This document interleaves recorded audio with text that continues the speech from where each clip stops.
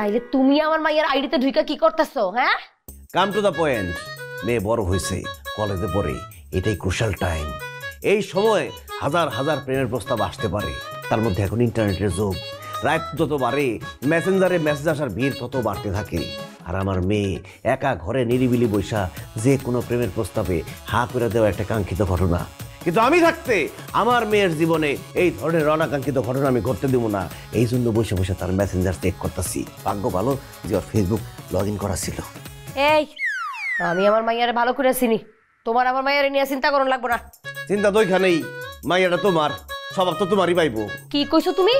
তুমি কইতে চাইতেছো আমার স্বভাব চরিত্র খারাপ? তোমার যে বয়স, এখন সব চরিত্র খারাপ হলেও কিছু যায় আসে না। এখন মেয়ের সব চরিত্র নিয়ে চিন্তা করতে হবে। আমার মাইয়ারে আমি ভালো করে চিনি, আমার মায়ের চোখের দিকে তাকাইলে আমি কইতে পারি কোনটা সত্য আর কোনটা মিথ্যা। আজকাল ছেলে মেয়েদের চোখের দিকে তাকায় কিছুই বোঝা যায় না। যা বোঝা যায় তার মেসেঞ্জারের দিকে তাকাইলে বোঝা যায়। আমি মেসেঞ্জারের দিকে তাকায় বুঝতেছি যা বোঝার। হায় হায়, কি কইতাছো? আমার মাইয়া কি তাইলে কারোর সাথে প্রেম টেম করিয়া ফেলাইছে? অন্য করে সারতে পারে নাই, তবে বিভিন্ন পাখি তার ডালের আশেপাশে উড়াউড়ি করতেছে। হায় হায়, তাহলে এখন আমরা কি করবো? এখন আমাদের যেটা করতে হইব, মেয়ে ভুলভাল জায়গায় পছন্দ করার আগে আমরা নিজেরা তার জন্য প্রেমিক খুঁজে নিয়ে আসবো। কি কইলা তুমি? তুমি বাবা হয়ে মায়ের জন্য প্রেমিক খুঁজবা? বাবা মায়ের প্রথম দায়িত্ব হলো মায়ের জন্য জামাই খোঁজা, প্রেমিক খোঁজা না।